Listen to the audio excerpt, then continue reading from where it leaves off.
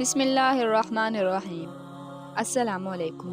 آج ہم تذکرہ کرتے ہیں اللہ کے ان کلمات کا جو اللہ تعالیٰ نے حضرت آدم علیہ السلام کو زمین پر اتارتے ہوئے فرمائے تھے، جو ہمیں سورہ بقرہ آیت 38 میں کچھ یوں ملتے ہیں: قُلْنَا اهْبِطُوا مِنْهَا جَمِيعًا فَإِمَّا يَأْتِيَنَّكُم مِّنِّي هُدًى فَمَن تَبِعَ هُدَايَ فَلَا خَوْفٌ عَلَيْهِمْ وَلَا هُمْ يَحْزَنُونَ۔ ہم نے کہا تم سب یہاں سے اتر جاؤ، بس جب تمہیں میری طرف سے کوئی ہدایت پہنچے، پھر جو چلا میری آیات پر، تو نہ کوئی خوف ہوگا ان پر اور نہ وہ غمگین ہوں گے۔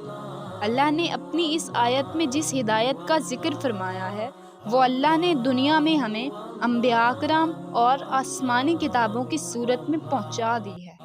ہمارے پیارے نبی صلی اللہ علیہ وآلہ وسلم کے پردہ فرمانے کے بعد وہ واحد قرآن ہی ہے کہ جس کی پیروی کر کے ہم دنیا و آخرت میں کامیاب ہو سکتے ہیں۔